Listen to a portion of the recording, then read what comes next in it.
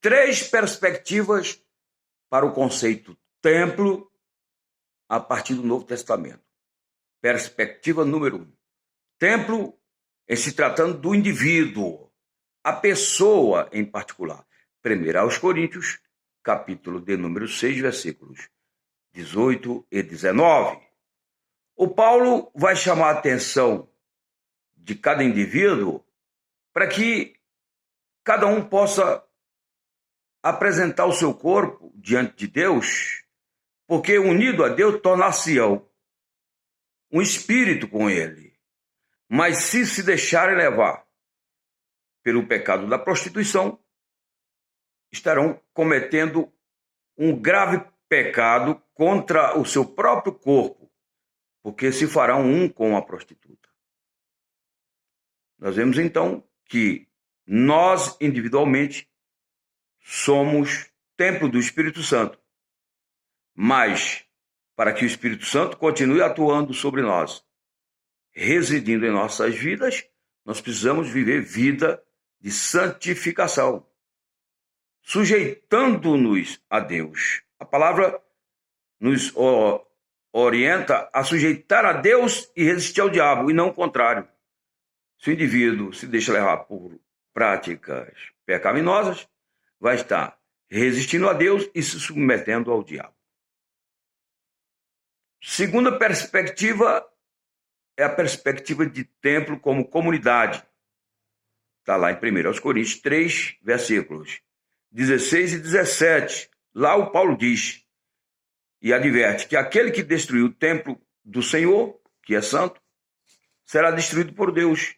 Ou seja, Paulo ali está falando que uma liderança que vai levar um ensinamento falso, o falso evangelho, ela pode colocar em risco todo o corpo, toda a comunidade.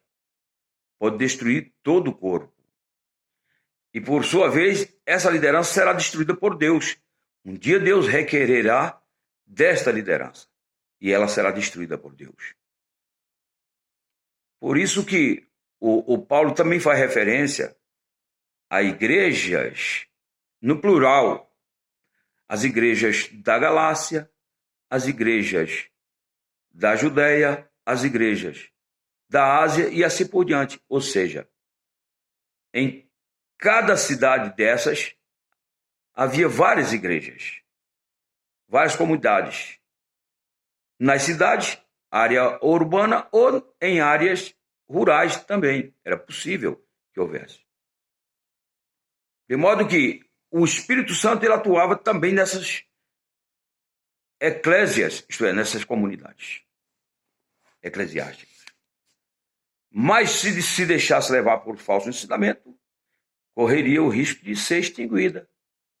O Espírito Santo, portanto, ele pode sair da vida do indivíduo ou da vida da comunidade. Terceira perspectiva de templo é para o templo espiritual. Efésios 2, versículos 20, 21 e 22. Lá é dito que Jesus Cristo é o fundamento e, ao mesmo tempo, ele atua através do Espírito neste templo, corpo espiritual dele. Desse corpo espiritual, o Espírito não vai sair jamais. Há uma promessa: as portas do inferno não prevalecerão contra este templo, esta igreja, espiritualmente falando. O corpo de Cristo, que tem ele como cabeça e fundamento deste corpo. O indivíduo, ele, em particular, não é igreja. Ele é uma representação da igreja local. A igreja local é uma representação da igreja universal, isto é, do corpo espiritual de Cristo. E o corpo espiritual de Cristo é uma representação do reino de Deus na terra, que tem características tais como é invisível, é interior e é espiritual. Então nós vemos que o conceito de templo ele vai ser entendido a partir do indivíduo, da comunidade e da igreja, universalmente falando, o corpo espiritual de Cristo. O indivíduo pode resistir ao Espírito Santo, pode apagar e pode entristecer, como a comunidade inteirinha pode quando dá ouvido a falsos ensinamentos. O indivíduo, quando se deixa levar por práticas pecaminosas, pecados deliberados e arbitrários. Mas a igreja, como corpo espiritual de Cristo, ela é indestrutível. Fica aqui, portanto, esta pequena reflexão.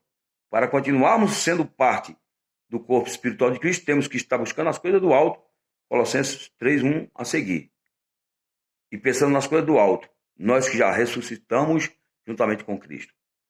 Porque a nossa vida está oculta com Cristo em Deus. Trata-se de uma realidade espiritual. Valério Ponte, se inscreve, compartilha, vamos evangelizar o mundo. Amém.